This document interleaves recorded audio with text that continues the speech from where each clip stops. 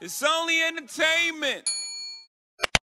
Welcome back to The Talking Hedge. I'm Josh Kincaid, capital markets analyst and host of your Cannabis Business Podcast. All right, we're here at MJ Unpacked, day one with Mike Hennesy with Wana Brands. Mike, thanks for being with us at The Talking Hedge.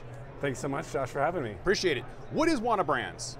Well, Wana Brands was founded in 2010. We're one of the OG original cannabis companies out of Colorado, and we're North America's #1 selling edibles. So we've been really focused on our gummies and creating really well-formulated, high-quality products for consumers.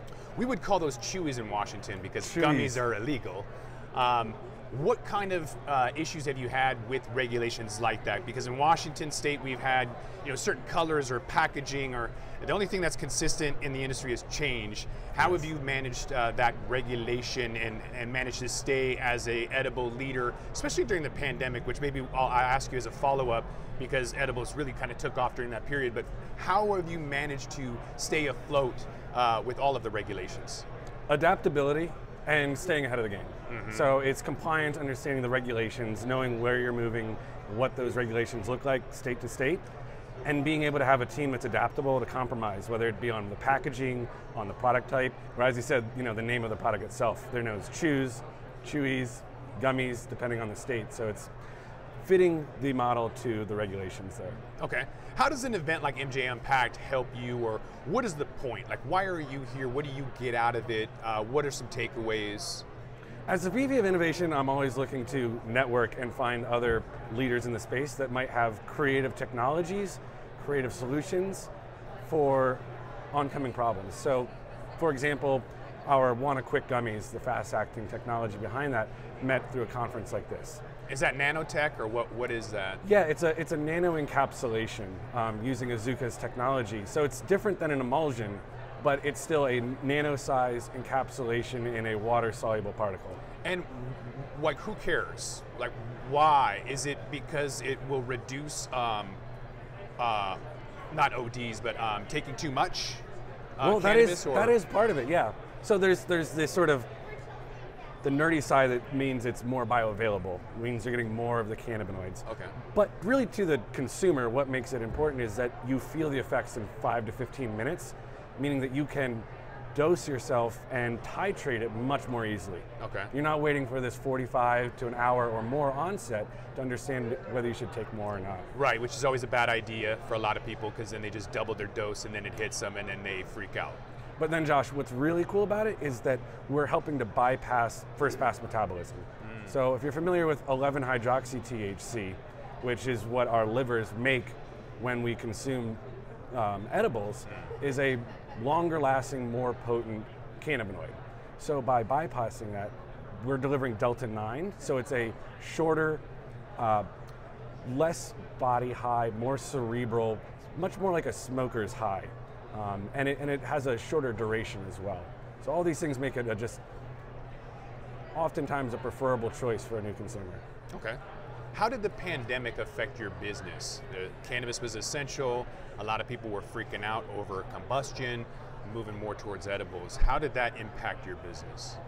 Well, being located in Colorado, we went through where the governor shut down cannabis, and then about an hour later made us an essential business. So that was, I think, a huge development, and that we saw go nationwide, and it's just really important to see that happen.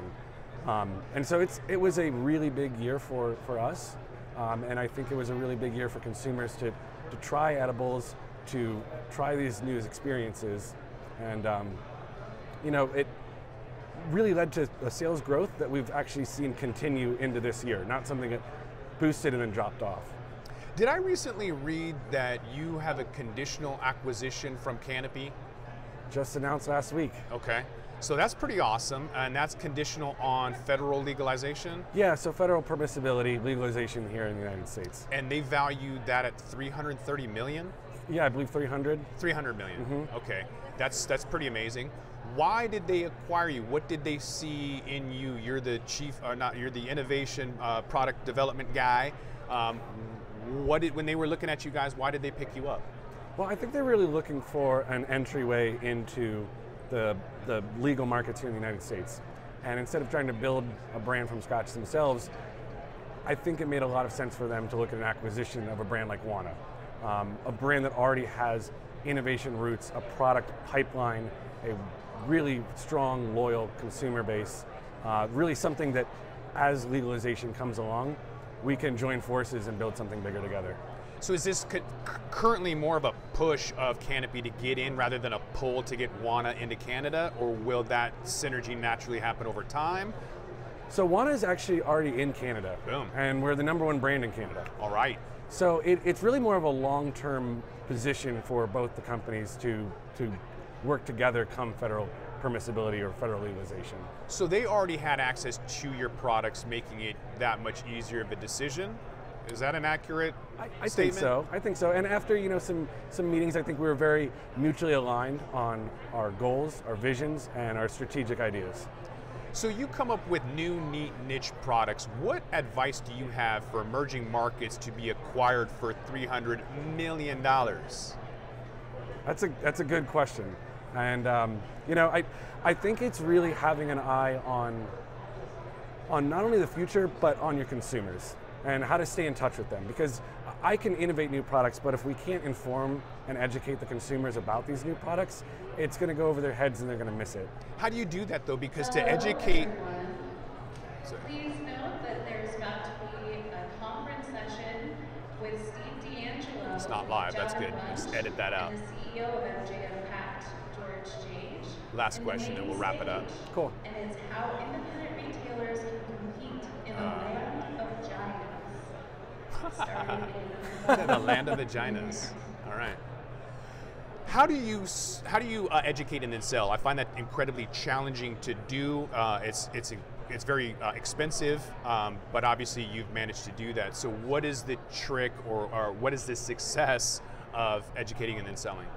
A lot of it is just getting in with the budtenders, finding face-to-face time with them, coming up with programs that work for them to take trainings, whether it's mobile on their phones, through the website, but making sure that we get very connected to budtenders. They're the ones that are going to convey our message to the consumers and help direct them on the choices they want to make. Okay. Tip your budtenders. All right, with that, I think we're going to roll this one up. I want to thank my guest, Mike Hennesy. He's with Wana Brands. Mike, thanks for being with us at The Talking Hedge. Thank you, Josh. Appreciate it. I'm Josh Kincaid. This is The Talking Hedge. Don't forget to like, share, and subscribe, or don't, and I'm out. Don't forget to smash that like button on your way out and check out these other videos that we've got.